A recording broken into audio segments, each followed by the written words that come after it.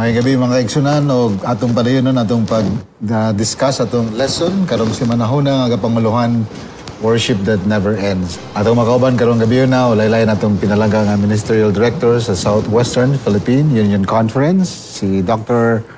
or Pastor Elvin Salarda, o ato siya ngayon sa paghatag sa opening prayer.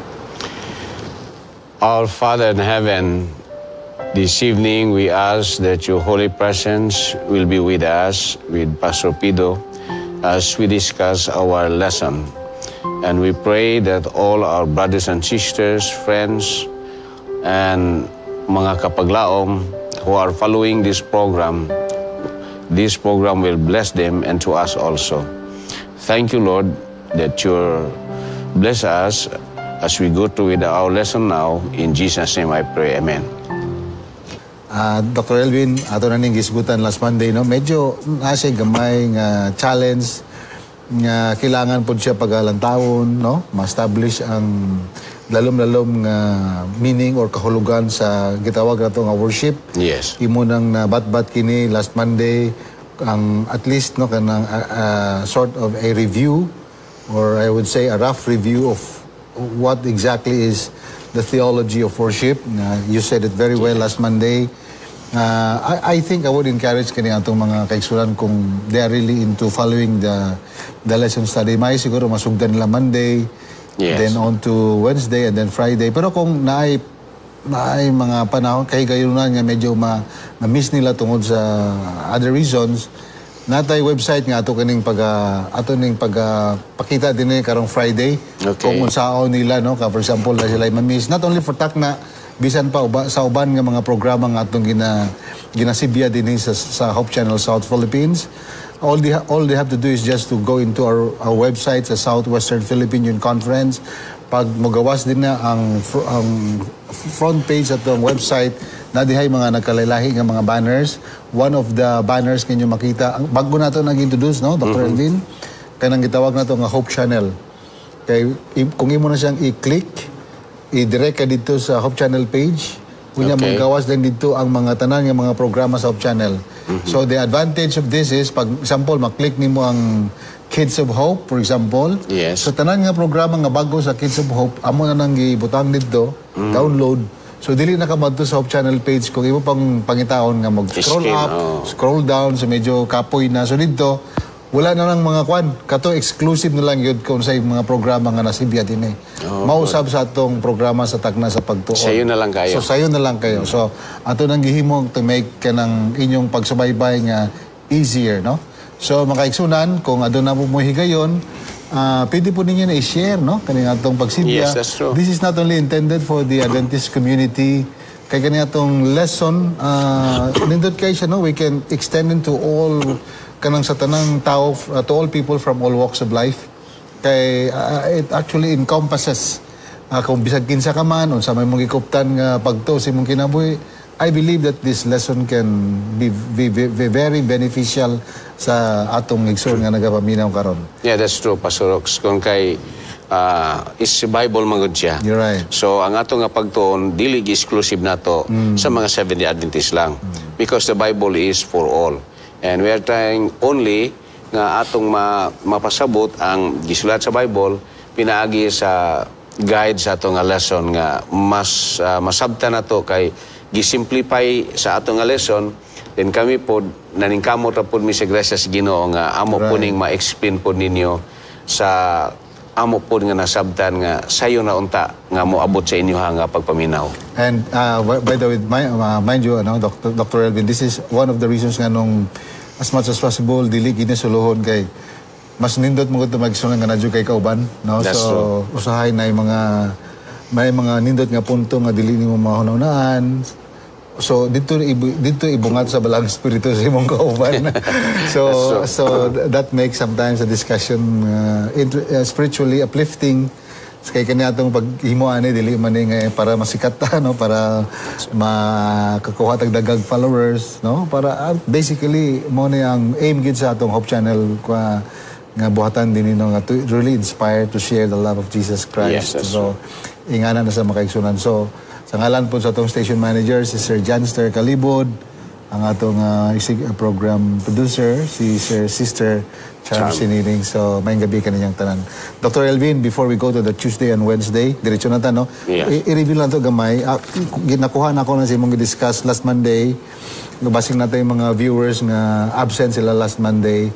O karon lang sila nakahigayon sa pagtutok ani nga programa. Ang title mo ko sa itong lesson is a worship that never ends. Pero dili po nga literal nga pag-interpret kaya kung kanang pagsimba nga wala na po'y katapusan, lisod po na kay di ba kanang Yes. pag alas 12 dapat mahuman na simba, no? Dapat may trabaho na. break. But so the context of this is it goes beyond that literal interpretation nga pangunauna. So last Monday we started with the idea of what exactly is the theology of worship. But I was so I was so happy nga nagawas kini sa explanation ni Dr. Elvin.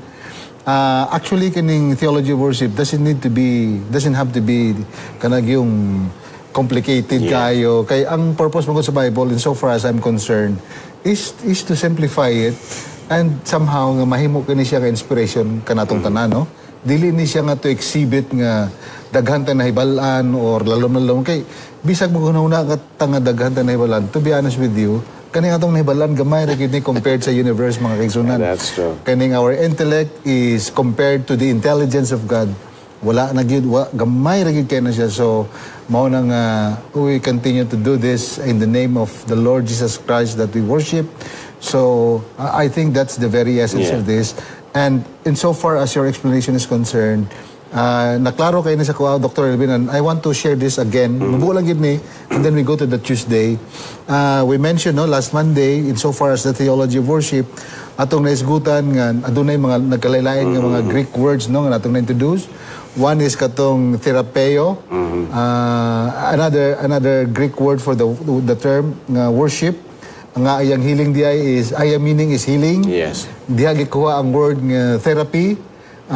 You explained this very well, no? Kay mao po ni one of the results nga atong mabatnan pag mo exercise ta ani nga gasa.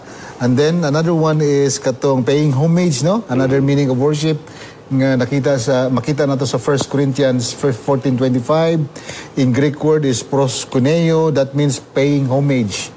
So we really have to look back. So ato ni gisgutan ni siya sa Tuesday ug Wednesday's lesson, no? Very important po ni siya. So kani nga mga aktibidades sa understanding sa theology of worship, kung mao kini ang atong panguna-una kay ang atong lesson nagisgot man the worship that never ends. So it's an exercise of the thing called forever, di ba? Dr. Elvin. So number one katong imong gisgutan last Monday nga kung mag-worship ta, ang true worship is only defined nga it's only a worship about God. No? Yes. Katang giingon nimo nga dili ma-divert sa performer, dili ma-divert sa preacher, no? So but rather on the God that we really worship. The focus. So medyo challenging na siya kay kita manggod nga mga tao na kita tendency nga murag attention seeker manggod dapat Sir Elvin. Kay di ba kanang mamantag wali kanang di pastor ni dat kiti mong wali pero usay muli kay likay biata pero napoy time nga usa ka ta kong wali no murag na okay kada. So say musik punta na no. Pero actually let's just leave it that way. That's why this is a very kanang difficult challenge for us nga ato ni siyang paghimuon kay this is what it means by worship that never ends. No, true worship is really about God, no? We reverence, honor and adore him not simply because of what he does for us, no? Oh, that is also important. Yes. But because of who he is. Mao ginasang pinakadako nga picture nga atong pagalantaw. Another one is katong imong giingon is kaning worship, theology of worship nga nakaangkla diha sa Ginoo, this will actually produce a change of heart. Transformation, no? I remember it well nga na-mention nimo. And then the last one is it should become a lifestyle, not just a moment in time. So kung lifestyle na ni siya, then it affirms, no? Kaning title na itong gisgutan, worship that never ends. Yes. Because kung kaning worship that never ends, kasi kita man dili man ang Ginoo ma-worship sa tuwa. Yes. So kaning worship that never ends, it speaks about lifestyle. Diba? So, pero that's why dili po ni sa sayon, Dr. Elvin, kay bisan That's true. usahay kita nabotay time nga makapuyanta tungod sa atong mga buluhaton or unsa man na. So but anyway, this is it. So Tuesday's lesson, Dr. Elvin, Lord who may abide in your tabernacle. Can you please expound on this one? Ato makita din nga naay longing or statement din sa ato nga sa Samis nga Lord kinsa may makapuyo or makaduol diha sa imuha nga tabernacle. And the tabernacle mao ni siya ang place ang usa ka lugar nga ang presence sa Ginoo na dinha. Okay. So tungod kay naaman ang presensya sa Ginoo diha, dili ka basta-basta nga makaduol ka diha sa holy presence sa Ginoo. Okay. Because when you go to the presence of God, unya just as ordinary as we are, nga wala gyud tay gihimo nga himuon sa dili pa ta anha sa tabernacle, brothers and sisters, kung atong tanawon ang sitting sa Old Testament, you will die in the presence of God. Dili gyud nato kaya nga mo ana ta sa presence ni Ginoo, mamatay ta, makakita ta sa presence ni Ginoo. Pero giingon diri, kinsa may makaabay didto? Diri ipasantop sa ato nga lesson nga ang makaadto ra gyud sa presence ni Ginoo, kadto nga mga tao nga gihinluan nila ang ilahang kinabuhi, silbing ang ilahang pagkamakasasala, ilahang nga gihinulsulan, ilagi then ilahang nga gihimo ang angay nga buhaton sa ilang nga sitting, maghalad sila og mga karniro, maghalad sila og mga salampati or kanding or baka aron nga mapasaylo sila. Then when they go into the presence of the Lord, pwede sila makaduol dito sa sanctuaryo. So sa sanctuary. Now, makigsunan, ang idea is when we approach to the presence of God, ang requirements is we must be holy. We must be holy. Dili kay mugara-gara ratag adto dito sa presensya sa Ginoo nga wala kay recognition sa imong sala, nga niadto lang ka dito nga mura og kana bitawng murag nanguryoso lang ka dito magkaigsunan, niadto lang ka dito nga wala gyud ka nagpreparar sa imong kaugalingon. That is mga kaigsunan irreverent para sa kuha nga moadto ka dito nya wala ka naghimo sa imong katungdanan to cleanse yourselves nga moatubang ka dito sa presensya sa Ginoo. So giyon ri, who will abide into the tabernacle of God? Brethren, it is only those people by the grace of God nagbalaan sa ilahang kaugalingon, naningkamot sila sa ilahang kaugalingon nga mabalaan sila ilang himuon to mga ceremonials ni atong unang nga panahon.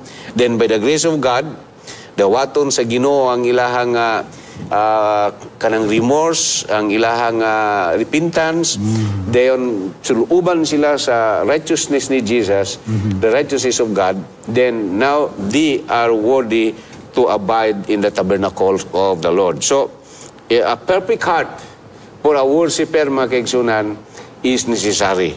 Before going to the tabernacle, or sa ato nga panahon karon, when we go to the church, we have to prepare our heart. I have to go to the church and I have to worship the Lord. So when I go to the presence of the Lord, my heart is prepared, my mind is clean, is righteous. Of course, atong naon nga di ba yuta ma-righteous atong kaugalingon? It's only by the grace of God. Pero muduol ta Ginoo pasaylo ako sa mga sala. Then by His grace, iyahata nga pasayloon makiigsunan. So, pasurprido na tayo gitawag nga imputed and imparted righteousness. Right. Ang kining buti pasabot imputed, gibutang ang righteousness sa Ginoo sa imuha, aron mahimo kang matarong. Imparted, kanang gi-share sa imuha ang righteousness sa Ginoo, aron mahimo kang matarong.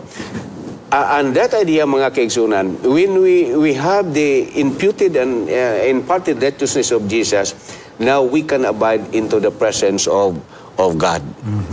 So muna ka importante nga when we come to the presence of the Lord, we have to come with our perfect heart.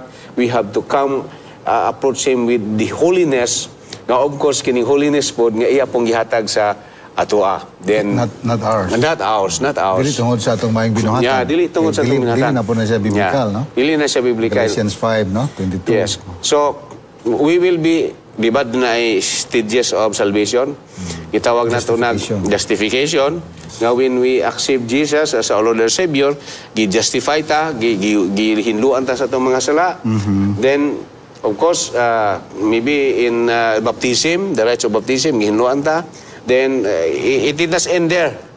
But we go one more step, that is sanctification.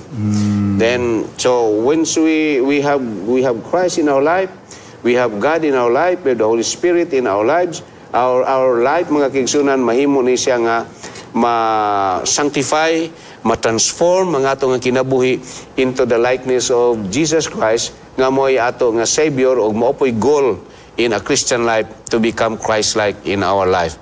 Then, the last step is that glorification. And that is when our Lord Jesus will come, and we will be rewarded to be in heaven. So, we have that justification, sanctification, and glorification. And this is all about holiness. This is all about righteousness. Right. And we can abide into the tabernacle of God if we have the righteousness.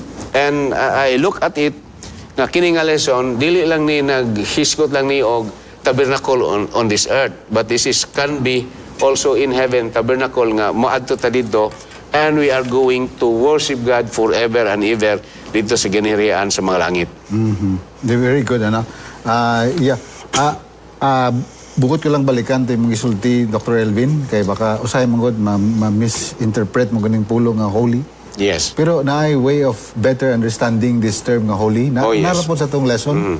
Actually, na po yung mga pipila nga mga libro sa theology akong nabasa nga deal sa subject sa holiness. Holiness or righteousness. And kani siya nga statement, it coincides, I mean, it affirms, no? Sa mga libro nga itong nabasa uban, many of these are these authors. Ako lang basahon din sa kwan, no? Ingon din a blameless life kay ingon makano marag prerequisite magud ni. Oh yes. Ang ibig sabihin ani is kanabitang siguro during the Old Testament times, this is their way bitaw nga before ka mo enter sa templo, dapat ang imong panghunong na nakaset gyud didto sa worship sa buluhaton sa templo, which is basically or primarily mo ang pagsimba sa Diyos, no? Yes. Kay anyway, we'll go back later on kung sa kay importanteng temple. Ako lang pagabasa Dr. Elvin nga makita sa Psalms 51, 2 and 10. But I just want to read the statement coming from the author na sa atong lesson. Ingon siya, a blameless life. So, mo nang ingon nato nga holiness, di ba? Yes. Or katong righteousness. Tama po din, no? Yes. The works of righteousness nga nabasa nato sa Psalms 15. Kaya kaning Psalms 15, chapter 15, mabura man di man sa taas. So, anyway, sa mga viewers nila, no, pwede nila na pag-atiwason magbasa, a blameless life springs from the acknowledgement of God's grace and His righteousness. So, kani acknowledgement, manggod, this is intentional. Yes. So, just like what you said, kay wala manggid tayo kabahin gid sa what is this, kanang mayong binuhatan, kay kaning tanan, gasa manggid ni sa Ginoo lang nato. Labi na gid kaning sa Ephesians 2:8, diba, Dr. Jim? So, kaning dili day kanang wala ni siya kapasabot nga sinlessness. Yeah. It does not talk about holiness, does not talk about sinlessness. But it still acknowledge kaning nature na to nga makasasala. But what makes, despite of the nature na to nga makasala, what makes this nature to be considered by God as holy? It is, I agree with this author, kaning pag-acknowledge lang sa grasya sa Ginoo o sa iyang pagkamatarong. So nga naman, kung ato man ko na siyang i-acknowledge, imagine, you just have to pay. The moment you acknowledge it, that means ang imong panguna-una, imo nagi-attune sa Ginoo. Okay. Di ba, Pastor Elvin? Kay, for example, kung naitao nga gi-acknowledge nimo nga kanisya mo ni ang imong sinalibog ka kinsa imong amahan or kinsa imong but later on na discover nimo nga mao gani siya, then later on acknowledge nimo. So ang imong una-una, because you acknowledge him or her as your true parent, naka-angkla ni gud ana nga tao. Okay, because otherwise you would not really acknowledge. Okay, so divine grace inspires and enables God's servant, ito now, to live in the fear of the Lord. So, unsa daw, ang divine grace naga-inspire ug nagahimo sa mga magtotoo kaning mga anak sa Dios sa pagkinabuhi nga kanang mahinahat idlokon. Okay.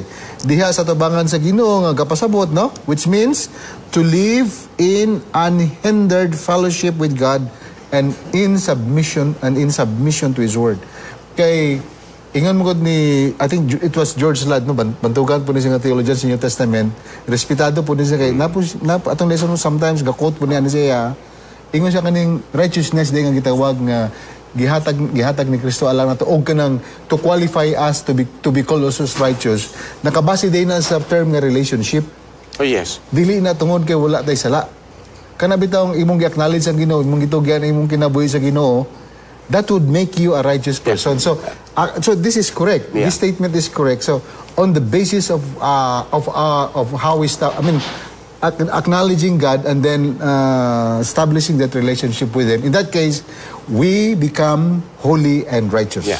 Kung atong gi-acknowledge ang work of salvation sa Ginoo para sa toa, kung atong gi-acknowledge, then gi-accept na to ang work of salvation sa Ginoo, then His righteousness will flow to us.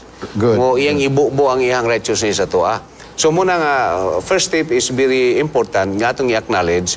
Then sa atong nga pag-acknowledge, we embrace the plan of salvation sa Ginoo sa toa. Then ang iyang righteousness, iyang i-impute sa tupa, iyang ihatag sa atoa. So foreign. Yes, foreign. Coming from outside, yes. not from within. Dili ka mahimo nga righteous kung dili ka mo acknowledge niya. O dili nimo dawaton ang gift of salvation. So sa imo nang dawaton na, then the righteousness of God or Jesus will flow. Ibubo niya sa imo. So nahimo ka nga righteous. So gi-impute mo ra gibutang sa imo ha.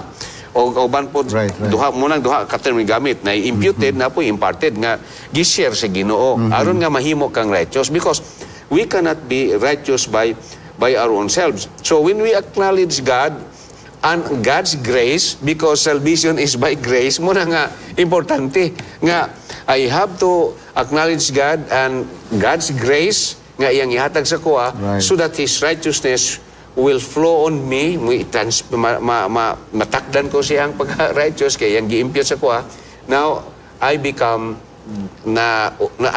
transformed and I become God-fearing sa ako nga pag-alagad following by His righteousness. By His righteousness. Right. Pero by His righteousness on the condition that ato siyang dawaton. Yes. Yeah. So muna nga natay justification, how we are going to be justified when we accept Jesus Christ. Okay. Then we are going to sanctified because we continue to walk with God. So very good na at least somehow nasabtan ni sa ito mga kaigsunan how to put the term holy and righteous in the right context. I think the Greek word for righteousness is dikaioseni, no? Yes. Diha po nakuha kaning word nga justification, dikaio, no, the verb word.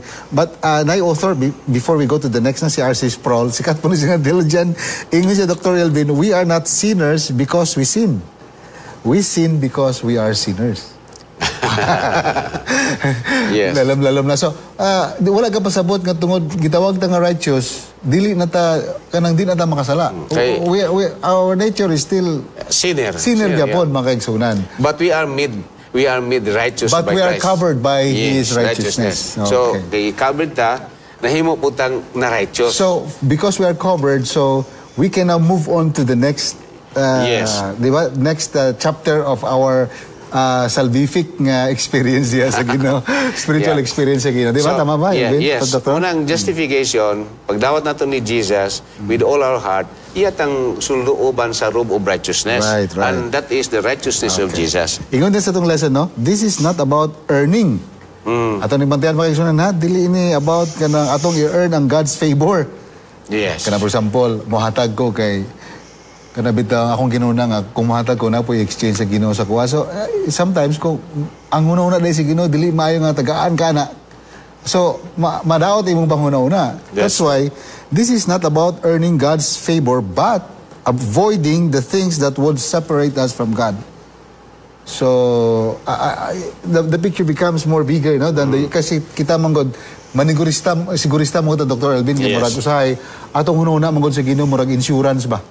No, so I give this one the vote God will give this month. So something like purag anal siya ba. But in the general sense, no, kanaging ilikayan ginato is kanang makaseparate nato sa Ginoo. I think that's the very thing. Yeah. Okay, so Wednesday's lesson, declare His glory among the nations, which is actually the basis of this is Psalms 96. Ang pangutana is, what manifold aspects of worship are mentioned in this psalm? Yes, ato makita din nga ilang nag-praise sila sa Ginoo. Okay, kanta. Kanta sila. So including sa ilahang pag-declare sa glory sa Ginoo, sa himaya sa Ginoo sa makanarsuran by singing. So importante gyud po dai kay ni nga mga singing. Gani ang ilapon gamito na sila singing na po sila marag chanting. Kay mo man ni ang karaan gyud nga mga pamaagin nila sa pag-worship. There is that chanting, there is that singing. Ang chanting ug singing mura og naay similarity pero napod sila mura og kay may tuno-tuno magud po ning chanting so, po no. So mura ako nakita dire ang sa Old Testament mura ang ilang way of worship parang it's more of singing than preaching. Yeah, that's true. Mura no. Mura og kanang Psalms. Psalms 91. Ilang pag-express sa worship as a congregation. Gikanta na nila. Parego na magkanta ta, Our Father which art in heaven. That is a song nga gihimo nato. So we sing that to glorify God. Ingani gyapon ang ilahang nahitabo. The worship, the sing the words to the glory of God. So siguro next time wala gi kay ta nakapangandaman nina, but siguro nagi something good about singing kanag yung sakto gibitaw nga spiritual rationality behind it kung anong nga maujuning kanang na-manifest sa mga tao sa Old Testament nga their way of kanang worshiping God, giving adoration to God is really by singing songs, no? Or rather than preaching. Although preaching is also good, no? In our case, balance man. Pero sa ilang good singing, siguro we'll try to do more research. Di ba na may ato nga mga quotations nga ang kanta is the language, is the language of the soul, or the language of heaven. So, murabag kanang out of the depths of our heart, usay mo ni si Psalms na siya balak, pero na mo siya awit.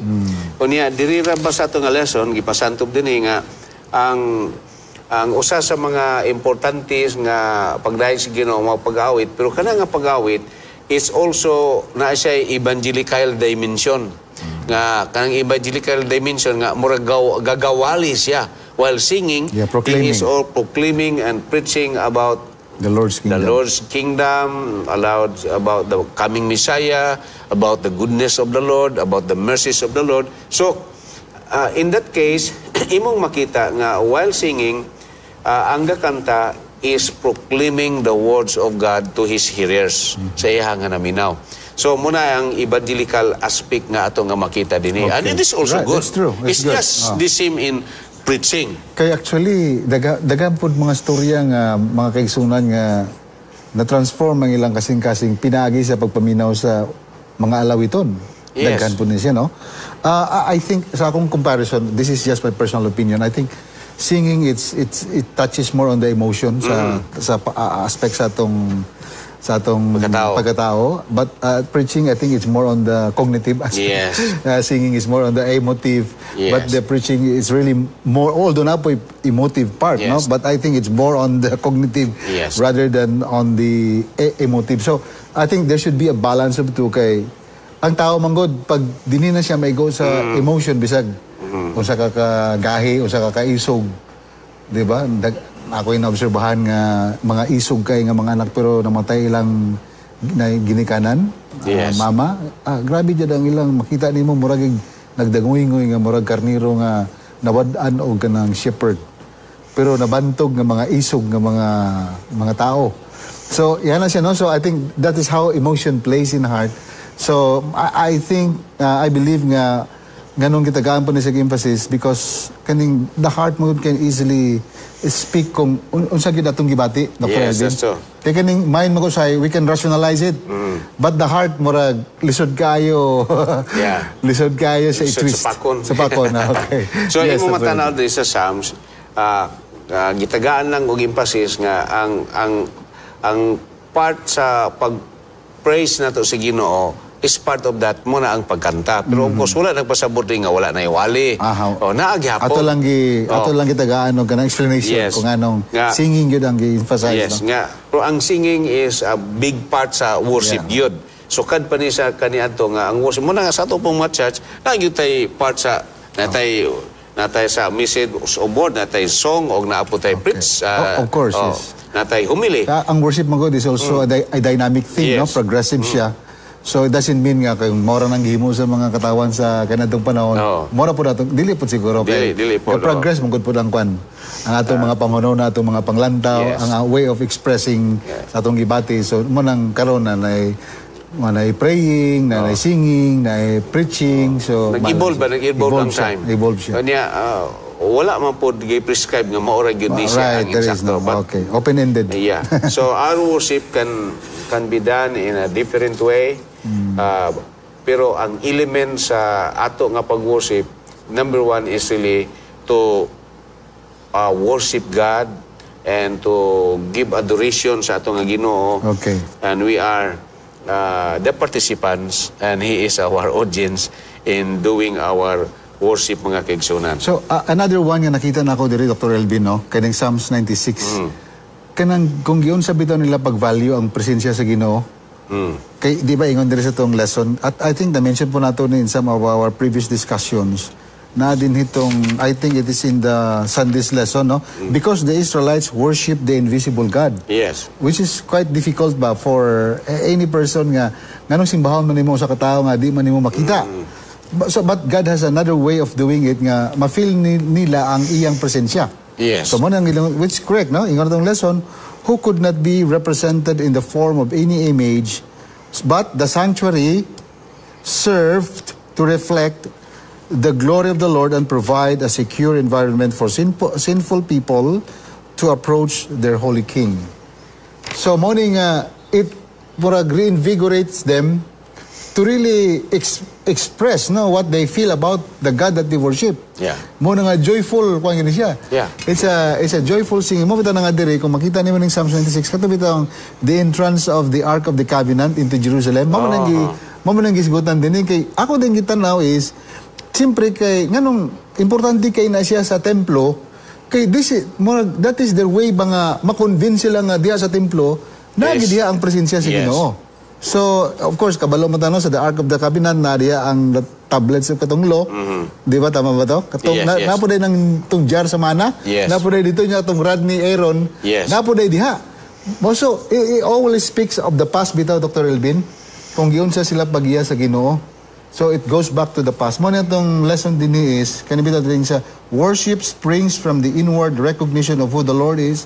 That is the Creator, the King, and the Judge. No? Worship does involves remembering God's past acts. Mo na sa kaning Ark of the Covenant, nagidala dito, di ba sa panahon ni David, nagidala dito sa templo. Importante kay ito sa ila.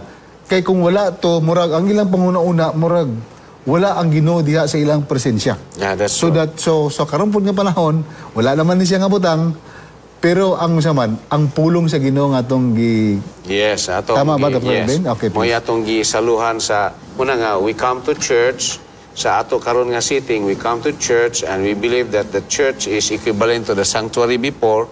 Kana ang presensya sa Ginoo, we come to worship the Lord in the church and we do that by our singing, by the pastors or the elders nga muwali with a conviction nga ang nagwali o ang nagkanta diha, ang gikanta nila is part of our worship to glorify God diha sa iya nga presensya nga sa gitudlo nato nga lugar nga nadiri ang presensya sa Ginoo. So ingon ana mga kaigsunan. Then singing, of course, so believing that God's presence is there. Is there. Yeah.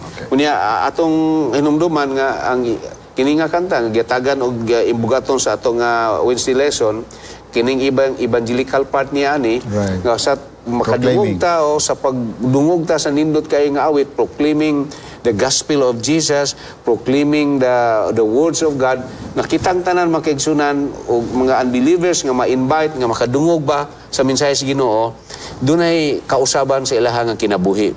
Then actually the idea is that this kanang murag evangelism nga dimension or evangelical dimension sa pagkanta, this will draw people to worship God. Sa mga unbelievers, this will draw people to worship God, to acknowledge that God is a creator, that God is our judge, and that Jesus that we are serving will come one day. So that's why in our worship, God's presence is in His Word. Yes. Is in the message. God's, wala na may ark of the cabinet, Yes. no? So God's sa atong present setting, God's presence is in the song or songs that we sing. Yes. God's presence is in the prayer that we utter. Yes, because Di ba? because the songs and the spoken word in the preaching, we count it that it is God using these people to speak on His behalf sa iyang message niya ng adlaw. Murag mouthpiece ka. Yes, siya ang mouthpiece. So, inguna na ang ato nga panglantaw. Of course, ang usap ka lugar, in the previous mga lessons na itong gidiscusan, nga ang usa ka place nga set aside for a holy purpose, sama sa temple, para sa atong simbahan, is designated for a place to meet our God. Muna nga, di nato i-secret ang lugar nga atong gibalaan nga diha nato simbahon ang atong Ginoo. Very good. So, that Psalms 96 is also, this is also kanang, what's the English word for that? I forgot, no? Na siya, konektado siya dito sa Revelation 14:6-12. No? Yes, yes. So, it aligns to that, the fulfillment of Revelation, no? The three angels' messages. Yes. Okay, so, and this will, kanabitang allowing people to really experience the presence of Christ. So, Yes. mao din nga nagitay komisyon, di ba, Yes. Pastor Elvin, to preach? Yes. Kay we have to bring people to the temple for them to be able to experience His presence through the Word, through the songs, and through encounter with one another, Yes. listening to testimonies, and many other things nga itong ginahimo sa temple. So, let's make our worship as beautiful as it can Yes. be. There is a dimension sa atong Right, pag-worship. right. One of the dimension is that ang atmosphere sa atong worship, it must be holy. Then ang atong pag-worship, atong himuon nga with full reverence sa ihag yun nga holy presence. Muna nga, ang church magkaigsunan, dili pwede Meaning, nga... reverence is that ang kanang worship, i-dedicate yun nato na sa Yes. Ginoo. Yeah. Nga, ang atmosphere, holy yun. Ang atong, muna nga atong... Because God is... Yeah, God is there. Mo na ingon siya, Habakuk 2:20 masyon na, the Lord is in His holy place. presence, let all the earth keep silence. Okay, so well said, Dr. Elwin. Thank you very much. I hope nga atong gilauman, atong giampo nga atong mga kaigsunan nga nagalantaw karon na dugangan na ilang mga kahibalo may tungod sa atong lesson, no? So, na day survey gihimo day Dr. Elvin before mag-end. Nakuha na ako na siya sa 2024 World Happiest Report. According to this report 2024, ang Philippines daw is the second happiest country in Southeast Asia. Okay. Diba? So, I think nasa correlation po niya sa worship. Yes. Because considering that Philippines is a Christian country, so it speaks well of that. No, I think maladagan po mga study nga mo correlate. Ano mga kaigsunan. So, daghang salamat mga kaigsunan. No? Hope nga napandalanginan ta sa atong simple lang pag among mga paningkamot nga although daghang paginig mga kakulangon mga kaigsunan ato lang giampo nga dugangan kini sa balaang espiritu kay dito ra gid ta mosalig kaniya. Dr. Elvin, so magampo na ta. So Heavenly Father, thank you very much for a time in which we could come to you emptying our cups because we realize there is nothing that we can brag about ourselves. There is nothing that we can claim to the world that we know a lot of things, but somehow there is a message for us to tell that when there is Jesus in our hearts, all our answers that bother, all the situations that bother us have answers to each of them. And that is the name of Jesus Christ alone. Thank you for the lesson that though we are unfaithful at times, we are imperfect at many times in our lives because of the nature that we inherit from our first parents, very unfortunate. But we thank you that your grace is so ever ready to clothe us, that despite of our undeservedness, you make us well-deserved because of that gift of salvation extended to us. I pray for our viewers, our listeners. whatever they do, wherever they are right now, may your blessings of peace, good health, and protection be upon each one of them, and help each one of them to be your light to those who are searching for meaning and hope for their lives. Thank you for the ministry of Hope Channel South Philippines and all on this particular church. May we continue to reflect Christ in every word that we say. In Jesus' name I pray. Amen. Amen.